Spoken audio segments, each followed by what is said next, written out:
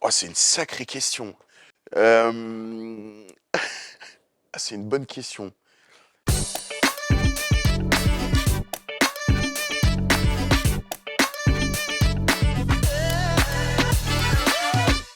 Salut, moi c'est Nicolas, je suis CEO et cofondateur de Abi.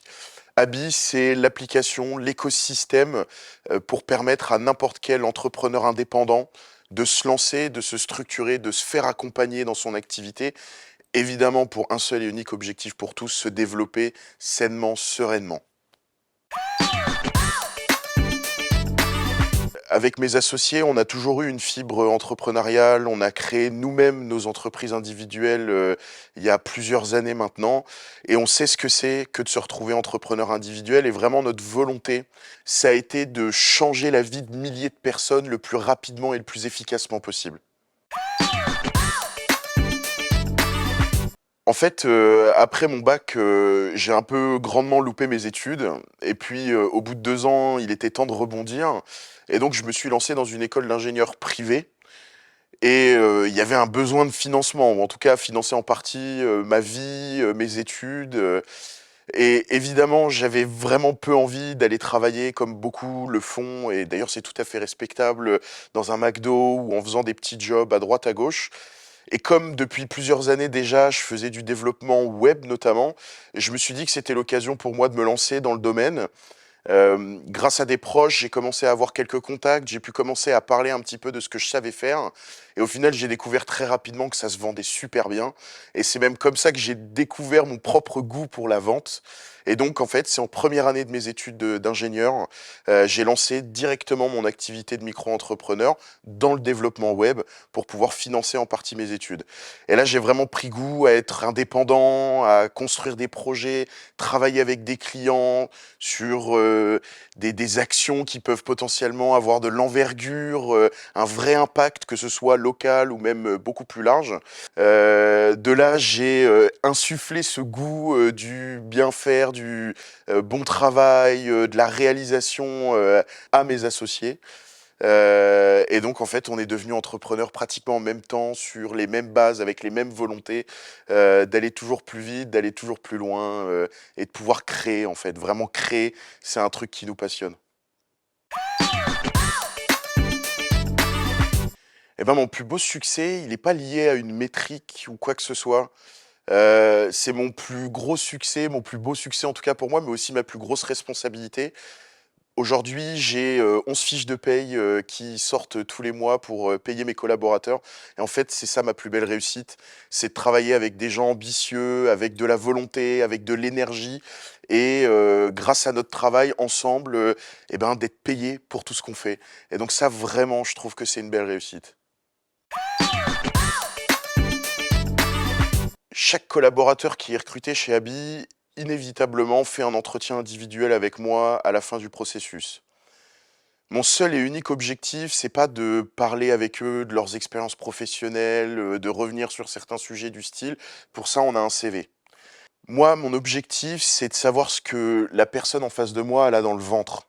Ce que je cherche réellement, c'est savoir si je discute, j'ai en face de moi une personne qui est déterminée, qui est motivée, qui est prête à mettre le cœur à l'ouvrage pour une action qui même potentiellement peut la dépasser. Mais vraiment quelqu'un qui est prêt à y aller et à y aller à fond. Évidemment, quand on est entrepreneur, surtout dans les premières étapes d'une start-up, on est obligé de fonctionner à l'instinct. Mais depuis le début, on a mis une chose et une seule et unique chose au centre de notre attention, c'est le client. Et donc, dès le lancement de la startup, on a cherché à créer des canaux de communication privilégiés avec ses clients, ses utilisateurs actifs, ses brand lovers. Et aujourd'hui, je dirais qu'une majorité de notre vision vient directement de nos utilisateurs, de ce qu'ils veulent. Alors évidemment, tout ça doit être adapté au fur et à mesure. On est obligé de faire évoluer, de repenser potentiellement la pensée de ces utilisateurs. On a mis au centre de notre réflexion l'utilisateur et dès le début. Je pense que mon plus gros challenge à venir, c'est d'être en capacité de maintenir une culture d'entreprise avec des gens ultra soudés, une ambiance où les gens sont bienveillants les uns envers les autres, se poussent tous vers le haut, mais pas sur une dizaine de personnes. sur potentiellement plusieurs dizaines et le plus rapidement possible. Je pense que c'est le challenge, le virage le plus important qu'on va avoir à prendre dans les prochains mois, les prochaines années, c'est d'être en capacité d'insuffler cette culture d'entreprise qui nous est si chère, qu'on aime tant, et d'être en capacité de l'insuffler à énormément de monde le plus rapidement possible.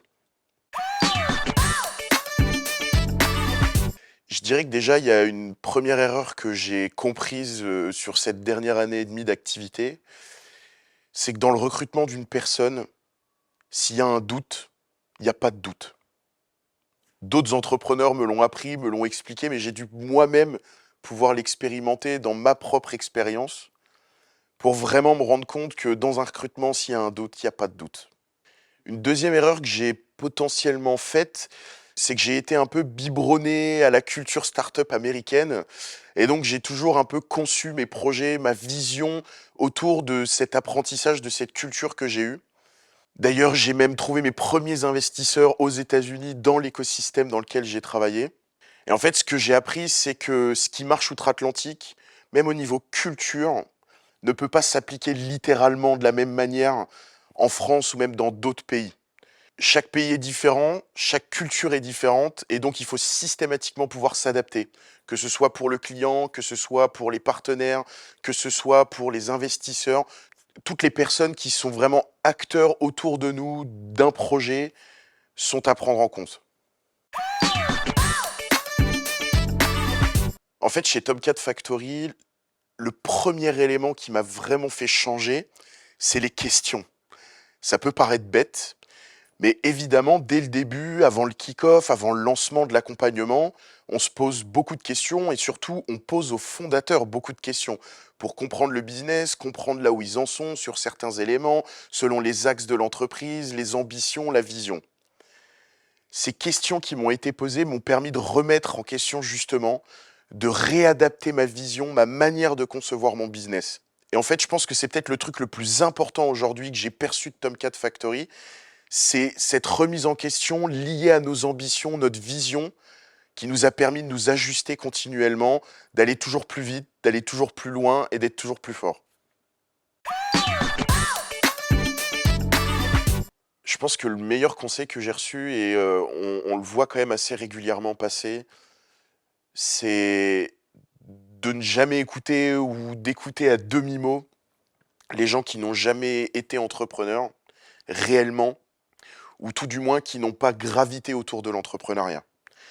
Je pense qu'il y a beaucoup de gens qui cherchent à donner des conseils. Évidemment, c'est bienveillant, mais je pense que c'est pas ce qu'il y a de meilleur pour l'entrepreneur en lui-même que d'écouter ses proches, des gens qui ont été salariés toute leur vie sans jamais toucher à de la direction, à du management, enfin bref, vraiment sans jamais toucher à des vrais sujets d'entrepreneuriat.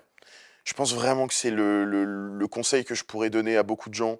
Il y a trop de gens qui essayent de parler et de donner des conseils, alors qu'en réalité, ils ont vraiment, vraiment pas tout compris. Alors évidemment, je pense pas détenir le savoir de toutes les clés du succès, mais déjà, il y en a une, c'est sûr et certain, c'est la détermination, le travail acharné. Ce qui est sûr, c'est que toutes les personnes qui ont réussi ont travaillé dur, mais malheureusement, toutes les personnes qui travaillent dur ne réussissent pas. Donc il faut déjà commencer par travailler dur et éventuellement on arrive un jour à atteindre nos objectifs. Je dirais que pour moi vraiment ça c'est la clé numéro un. La deuxième, je dirais, c'est l'humain. Quand on crée une entreprise, une activité, une start-up, peu importe, ou même quand on est entrepreneur individuel, l'humain pour moi est particulièrement important. Cette capacité sociale à écouter tout le monde, à échanger avec tout le monde, à avoir des conversations intéressantes avec tout le monde. Je dirais même que tous les humains sont intéressants, quels que soient leurs horizons, quelles que soient leurs ambitions. Il y a du bon à prendre chez tout le monde et c'est ça que j'adore. Et en dernier, je dirais la performance. Je sais que j'ai déjà parlé de travail acharné, mais il suffit pas de travailler 12 heures par jour pour y arriver. Ce qu'il faut, c'est être organisé, suffisamment rigoureux avec soi-même pour se faire évoluer, pour se remettre en question continuellement. Je dirais même que c'est une des choses qui est dure quand on est entrepreneur, cette remise en question continue qu'on doit faire systématiquement. Mais je pense aussi que c'est ce qui nous apporte le plus de choses, le plus de connaissances, le plus d'expérience, et donc qui nous permet d'avancer.